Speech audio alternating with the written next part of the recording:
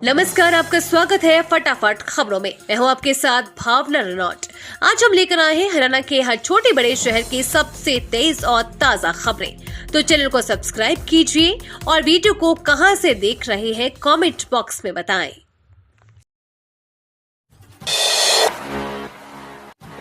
CM नैब सैनी अपने मंत्रियों के साथ करेंगे रामलला के दर्शन। विशेष विमान से कल भरेंगे उड़ान।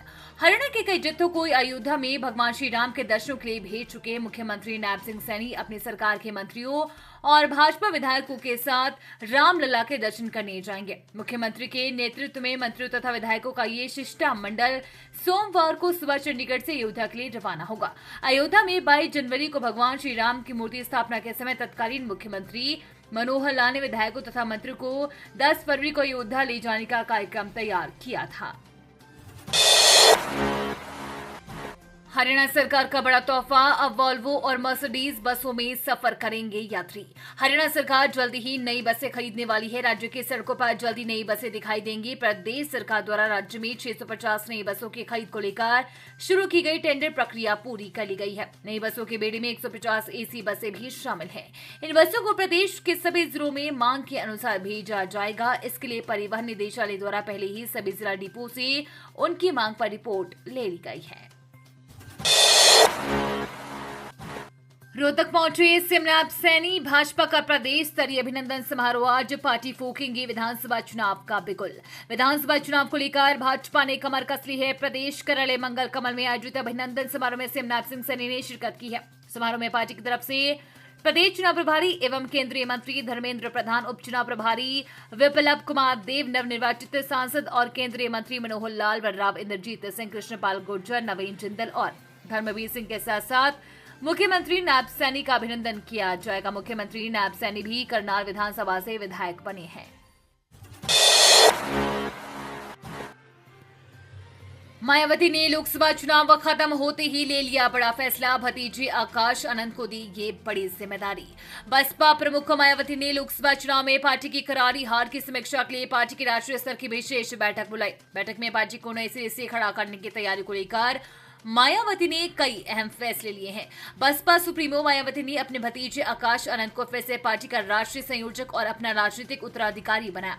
बसपा के राष्ट्रीय पदाधिकारियों की बैठक में मायावती ने पार्टी की सदस्यता शुल्क को 200 रुपए से घटाकर 50 रुपए करने का भी निर्णय किया है।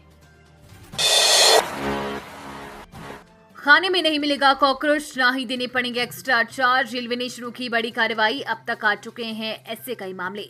रेल यात्रियों को ट्रेनों में दिए जाने वाले खाने में कभी कॉकरोच मिलने की घटना तो खाने की क्वालिटी शिकायतें आ रही है। इसके साथ खाने की वस्तु की ओवरचार्जिंग की शिकायतें भी मिल रही है। इससे चिंतित रेल मंत्रालय ने खान पान का एक्सरे करेगा।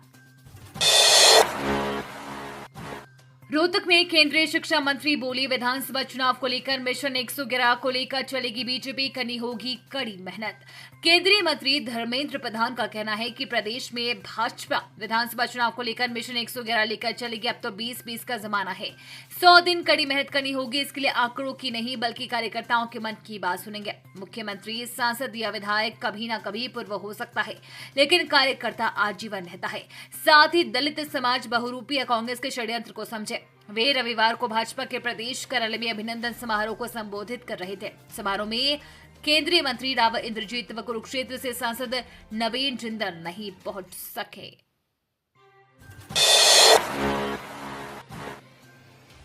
पंद्रह SCS की प्रमोशन का रास्ता साफ, सभी जल्द बनेंगे IAS। 4 साल से लटकी है पदोन्नति। पिछले 4 साल से हरियाणा सिविल सर्विस अफसरों की लंबित पदोन्नति का रास्ता साफ हो गया है। यूनियन पब्लिक सर्विस कमीशन की ओर से मांगे गए सभी दस्तावेज कानूनी राय के साथ भेज दिए गए हैं। अब यूपीएससी की ओर से बैठक आयोजित की जानी है, जिसमें मुख्य सचिव, सीनियर IAS यूपीएससी और केंद्र सरकार के लिए सदस्य शामिल होंगे और प्रमोशन पर फाइनल मुहर लगा दी जाएगी। कुल 15 पदों पर SCSC इंडियन एडमिनिस्ट्रेटिव सर्विसेज पद पर पदोन्नति होनी है।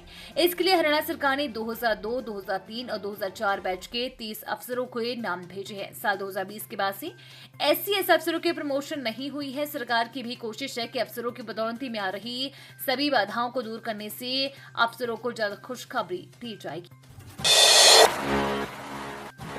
कांग्रेस में इंदिरा गांधी ने संभाली थी जवाहरलाल नेहरू की विरासत, जेपी के बयान पर किरण चौधरी का पलटवार। हरियाणा के पूर्व मंत्री और तोशाम से विधायक किरण चौधरी ने कांग्रेस छोड़कर बीजेपी ज्वाइन कर ली है।